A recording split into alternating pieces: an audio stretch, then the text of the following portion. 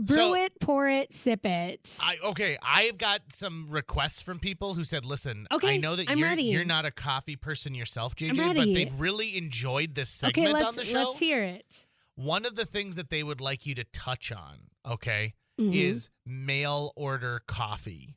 Because a couple of them are worried about joining because they can't trust only online reviews. Yes. But they love the idea of, because they said, I don't want to drink the same coffee every day. I want to switch it up. I've done a deep dive into coffee subscriptions, and I could just tell you what other people wrote about them. Here's the problem. I myself am not going to order every coffee subscription and tell you how it is. But there are some, I've actually looked into a lot of them.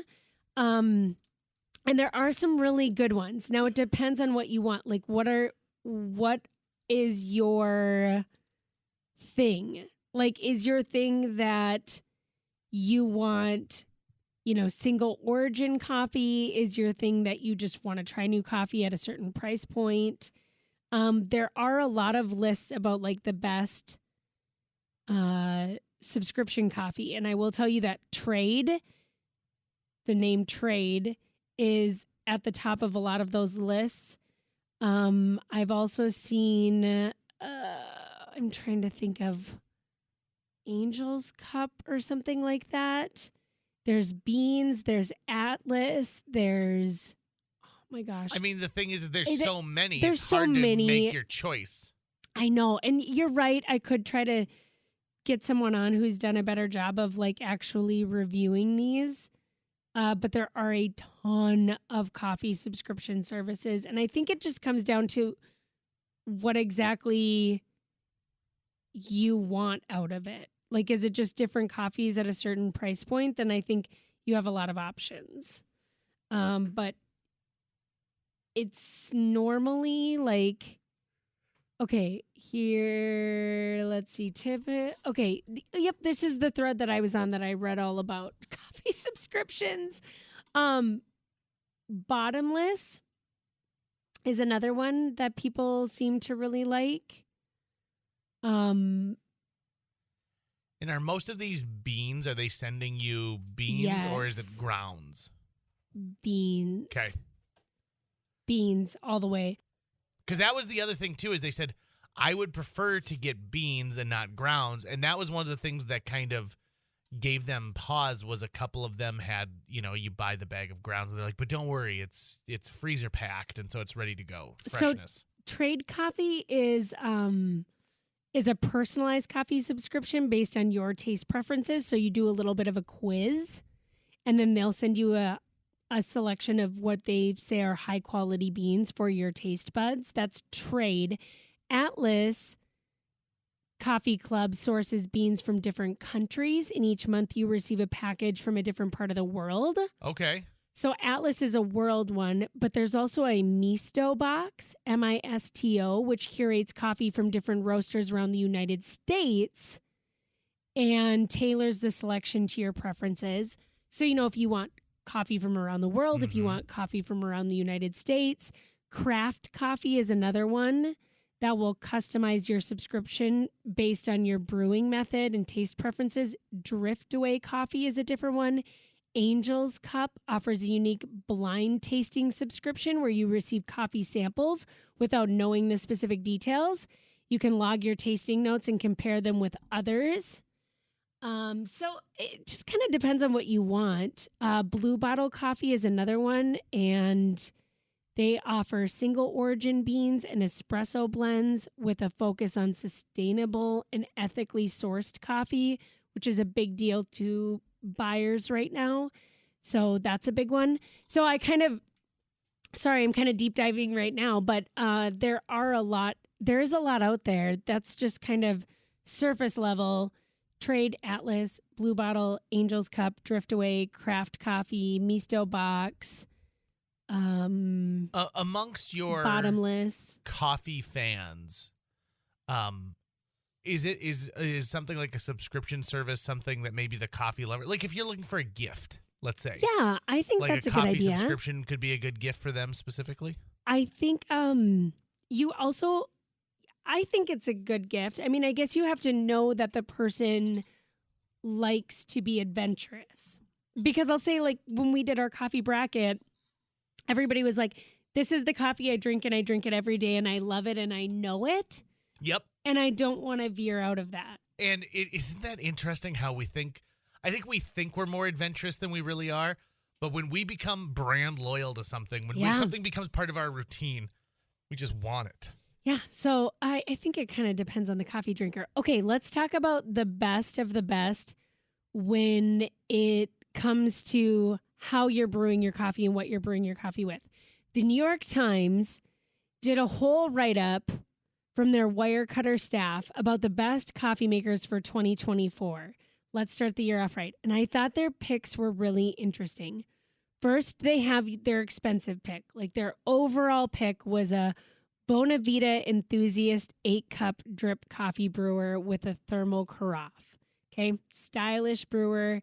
They say consistently makes a delicious cup of coffee. It's fast, easy to use, maintain. It's compact. It's attractive. It's got all the things, right? $250. That's a little out of the price point that I want to be spending on a coffee maker. So good news. They've got what they call sort of their, I wouldn't say cheap. They call it their budget pick. And I thought it was interesting. Only $70 from Amazon. It's a Ninja. That brand's pretty big. They do a little bit of everything. Ninja 12-cup programmable coffee maker. It's their cheap coffee maker pick, or their budget pick, rather. They say it's easy to use, consistently brews good coffee at the right strength. So there you go. For under $100, I thought that was interesting. Now, what I've learned in the little bit of time that you guys have been making me do deep dives about coffee, which I'm not upset about, I feel good about it, is that what's more important than the coffee maker is the coffee grinder. Yes. And I've learned very quickly that it's all about your grinder, that you can have whatever. And they've got great recommendations for the best dripper, like a pour over. They've got good recommendations for a French press with it, which is their S Pro P3. That's also the French press I have. It's about $40. It's inexpensive. It's got an innovative filter. And makes a really, really good cup of coffee. So if you want a super simple, quick method of making coffee for like a really, really good cup of coffee, it's a French press every time, I think.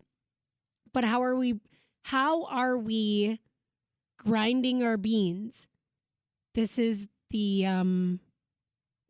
most important question. And also just real quick before I get to that, the Nespresso Nespresso Mini, they also had as one of their best picks. And I feel like that is the one that I am hearing most people picked up. I feel like that was a really popular gift at the end of the last year, right? Because it's only $179. So the Nespresso machine usually runs you $400.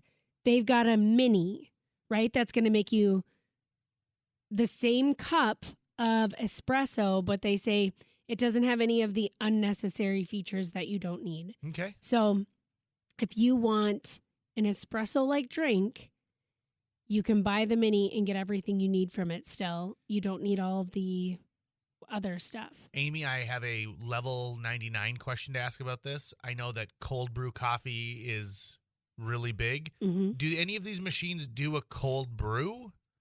Yeah, I mean could any of them do a cold brew? You can just put ice in your cup. But I thought cold brew was brewing it like with non-hot water. Yes. A lot of the cold brew options are like things that you'd brew in your refrigerator. You know, it's got like the so it's coffee like a French inside press of it. Yeah. And like... Yep. I also have this. Wouldn't it make sense though for a machine? Like if you want a drip machine to do one that doesn't heat the reservoir? Yeah, there is a cold brew coffee maker. They say the best cold brew coffee maker, interestingly enough, in this list was do you say it OXO? OXO? Yeah. Uh-huh. An OXO Good Grips cold brew coffee maker, they say, is the best, and it's like $50. Oh, interesting. And it has the best looking design. It's got some clever, it's So yes, there is cold brew coffee makers. They exist. You can get the best one in their opinion for just $50, which is pretty good.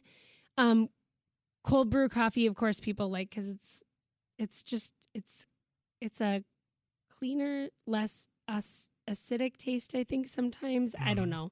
I mean, I like cold brew coffee too, but I also am kind of lazy about it sometimes, and I'm like, I'll cool down my coffee and throw some ice in it Because I try to make really like a concentrated cup of coffee, but yes, there are cold brew coffee makers and you can get them for a pretty decent price. Also, did you see this person in our text club? I have a cast iron general store coffee grinder with a big wheel from 100 years ago or more. Cool. Works like a charm. If you could send a photo awesome. of that, I'd love to see that. Send it to it2@kfgo.com. I'd love to see a photo.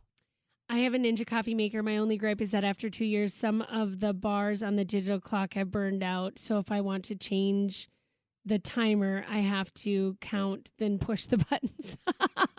Yeah, I mean, there's a reason why it's on the budget part of the list, right? Okay, now their pick for a grinder. You guys, I am shook by the grinder conversation because I have the wrong grinder. I know that.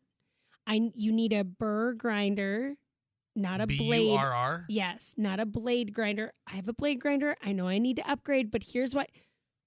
$150 for the best burr grinder in their opinion. Excuse me? Yes. Well, $150 just to grind the beans? And they're saying this is a no-frills workhorse coffee grinder, and it produces a super consistent grind, which is apparently what you want. And I'm just going to have to save my pennies and get one of these to see what everyone is raving about.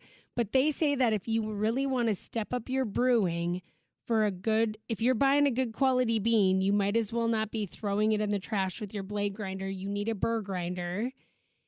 And the blade grinders randomly chop up your beans into smaller and smaller pieces. Burr grinders pulverize coffee beans into 2 sets of burrs and deliver a much more uniform grind. And they say the Baratza, BARATZA Encore coffee grinder is priced lower than most of its competition, but it's still $150. They say most are $200 for anything else in its echelon. So if you want to Google New York Times, Wirecutter best coffee grinder, you're going to find it there. It's $150 from Amazon. You can also buy it at Williams and Sonoma, but it is apparently top tier, what we all need to produce a great cup of coffee. Okay, just thinking about man. this, at $150, which is roughly, I think, like $12.50 a month. I mean, you that's could a good point. You could just give me all the beans, and I will drive over them for a month. And then I will deliver it to you. I'll deliver you your newly ground beans. I will say this though. I get it. Like when you say it like that. No, not big deal, right? Just it's and really sorry. if it's gonna last you the next 10 years, Yeah. you're talking about $15 a year, no sweat. Now I'm gonna say this. I would love to throw a lot of judgment there, but I recently started grinding my own peppercorns in a coffee grinder. And it is a totally different flavor. That oil stays in there versus like ground pepper. I'll never go back. So you spend whatever you want on that, Amy. You spend that big KFGO bonus right on it.